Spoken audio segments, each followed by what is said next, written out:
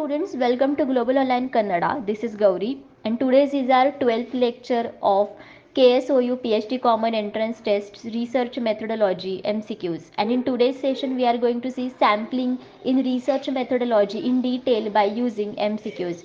So sampling can be done so that we can minimize our cost and we can reduce our time, and sampling technique is nothing but selecting a sample from the target population. So we are going to see in detail the definition of sampling, its importance, then what are the different advantages of sampling in the research methodology in detail, and also its characteristics in detail by using MCQs in this session. So students, on this topic you will be asking 2 to 3 MCQs in PhD common entrance test, and that's why all the students need to watch this session until the end so that all of their concepts and doubts will get clear. Students, let us begin with this session now. So students, all of you know that Karnataka State Open University's PhD Common Entrance Test 2023 will be on 23rd July, right? And in this PhD Common Entrance Test, you will be asking 50% MCQs from research methodology and 50% MCQs from concerned subject. So to qualify this entrance test, all of the students need to score more marks in research methodology section and as well in the concerned paper subject. Okay. So students, to score more marks in research methodology, we, that is Global Online team, provides you research methodology complete course. By the use of this complete course, all the candidates can guaranteed qualify PhD common entrance test. So in this course, we provide you full syllabus video lectures under which theory and MCQ lecture both are available. We provide you full syllabus notes and mock tests. We have 10 mock tests like this, and each mock test contains 40 MCQs, and that's why overall all the students can solve 400 MCQs. We provide you more than 1500 MCQs revision PDF. So by the use of this revision PDF, all the candidates can revise all the topics in this PDF only, and that's why they'll be getting 80% MCQs from this PDF only out of 100% MCQs in the research methodology paper of PhD common entrance test. So all of these study material are available in both the languages, and those are Hindi and English both. So students, if you want to buy this complete course, then either you can download the Global Online app from the Play Store, for which I have given the link in the description box of this video, or else students can be contact me through the WhatsApp numbers which are I have given on this screen. So students, the course fees are only 699, and in these low fees we provide guaranteed selection to all the candidates that they can guaranteed qualify the PhD common entrance test and take the admission to the PhD at the university.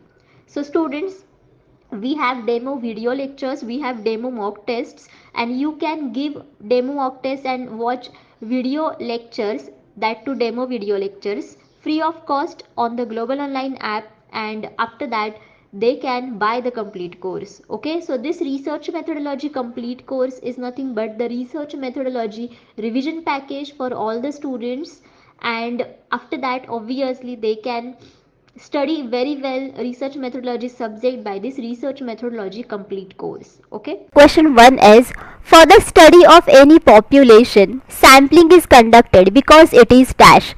So basically students, whenever a researcher wants to study any population, then for studying that particular population, he does the sampling. Sampling means what? Taking out some samples from the population for the study. And why we do this? Okay, why this is essential? What is the reason behind it? So whether it is expensive, whether it is difficult, whether it is time efficient, or whether it is biased.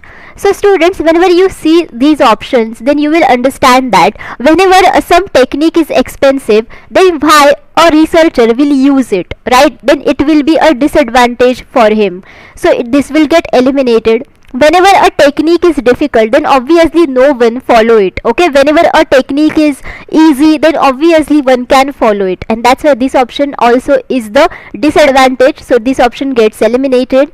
And as well, whenever there is a biased technique, then because of that there will be unethical issues in the research, and that's why no one want this. So this again gets eliminated as it is disadvantageous, and that's why your correct answer should be 3, because over here time efficient is one of the advantage of sampling technique, because a researcher can study whole population at a time, because it includes lot of participants, and that's why it will require a lot of time and funding for a researcher to study all the participants in the target population. And that's why he uses sampling technique, so that he can properly select some samples from the population which are the representative of the whole population, and it will be time efficient, and as well researcher does not does not want lots of funding. So your correct answer should be 3 over here. Next, what is a sample called if it represents one or few characteristics of the population more than the others? So whenever we select a sample, okay, from the target population, and whenever that particular sample represents one or more than that characteristics of the population, okay, more than the other samples, okay, then what such kind of sample is called? Whether it is called as good sample, bad sample, biased sample, ineffective sample. So students, such samples are called as biased samples, because it has more than one characteristics of the population, okay, than the other samples, okay, because it means that researchers selectively selected such samples, okay, because they have these characteristics, and researcher over here has not randomly selected the samples, and researcher has done a biased over here, and that's why this sample has been selected, okay, and that's why it is called as the biased sample, okay. This we provide KSOU PhD Common Entrance Test 2023 paper to study material to all the candidates, so that they can score more marks in paper 2, that is in concerned subject. So in this we provide full syllabus notes and MCQs, and in the MCQ section we provide most expected and most repeated MCQs, and as well PYQs. By the use of them, all the candidates can guaranteed score more marks in paper 2, and after that they can qualify the PhD Common Entrance Test at KSOU. So the subjects that I have mentioned on this screen, so on all of these subjects we provide paper to study material. So if you want study material for any other subject, then you can ask me in the comment box. The fees for paper to study material are only 999, and in this low fees we provide guaranteed selection to all the candidates, that they can guaranteed qualify PhD Common Entrance Test. So to join paper 1 and paper 2 courses, students can contact me through the WhatsApp numbers only that I have mentioned on the screen. Why are sampling triads important in sampling? So within the sampling technique, why sampling triads means sampling characteristics are important. So first of all, they help us in deciding the sample size. They help us to differentiate between useless units and useful units, or they form the basis of the research questions, or they are the deciding factor in the inclusion of a unit in the sample. So basically students, the characteristics of samples are really most important things, because these characteristics of the samples are the representative of the target population, and that's why because of these characteristics only we select the samples from the target population, and that's why this would be the deciding factor, okay. Based on that factor, basically we decide whether we want to select that particular sample in our study or not, and that's why it is very important in sampling, and that's why your correct answer should be 4, because they are the deciding factor in the inclusion of a unit in the sample, okay. Which of the following is true about sampling? Now here they have given us some statements regarding sampling, and we need to identify the true statement about sampling. So whether it is sample is a part of population, sampling saves time, money and energy, sampling helps in estimating, sampling error, all of the above. So students, the correct answer over here is all of the above, because basically sample is a part of population, because samples are the units that we actually select from the population itself, and that's why obviously sample is a part of population, so this statement is true. Again, As I have told you earlier in this video that because of sampling, researcher can save lot of amount of time, as well researcher can save lots of money and as well energy. Okay, that's why this again statement is true about sampling. And as well sampling helps in estimating sampling error. Basically sampling error causes because of the mistakenly chosen a wrong sample size, and as well whenever we use wrong sampling methods, then again because of that sampling error occurs, and we are going to see in detail in the next part of this video, so don't worry. But basically sampling actually helps us in estimating the sampling error itself. That's why this statement is again correct about this. That's why your correct answer should be 4, because all of these statements are true about sampling. Next is sampling cases means. Now what is the meaning of sampling cases? Okay, so whether it is sampling using a sampling frames, whether it is identifying people who are suitable for research, whether it is literally the researcher's briefcase, or whether it is sampling of people, newspapers, television programs, etc. So basically students, you need to think about these words, sampling and cases. So sampling means, sampling techniques means we are selecting samples from the population, right?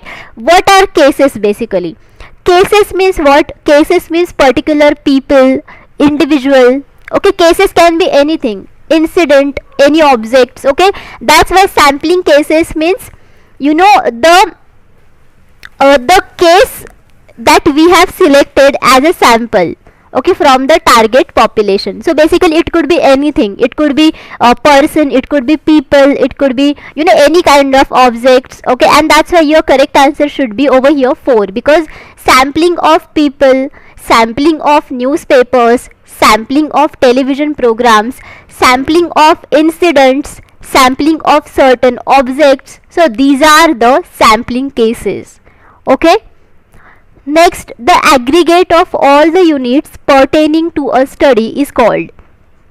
So whenever you do the total of all the units which is relevant to a study, okay, basically to a research study, so what we call it as, whether we call it as population or universe, or whether we call it as unit, or whether we call it as sample, or whether we call it as frame. So basically students, it is called as the population or universe, because population comprises of all the units, right, which includes it, right, or universe includes all the units which are actually basically the part of the universe, right? And that's why whole population or whole universe includes all the units which are relevant to a research study. So whenever you aggregate all these units, then obviously you will form a whole population or universe. That's why your correct answer should be 1. Next, dash refers to those elements from which samples are specifically chosen or selected for research. So from which type of population basically we choose samples for research. So whether it is finite population, whether it is target population, whether it is infinite population, whether it is sampling population. So obviously students, now all of you understood that the correct answer should be second, that is target population. Okay, so understand over here that whenever a researcher wants to study any kind of a population, then that population would be a target population for that researcher, because a researcher only intends to target that population only, and researcher wants to only study on that population, not other population. All of you getting? And that's why it would be a target population for that specific researcher, and from the target population basically researcher selects some samples for the study. Okay, what is exactly finite population? Finite population means we know the number of participants in the population, which has finite number of people in the population. What is infinite population? Infinite population includes infinite amount of people. We don't know the exact number of people in that population. What is sampling population?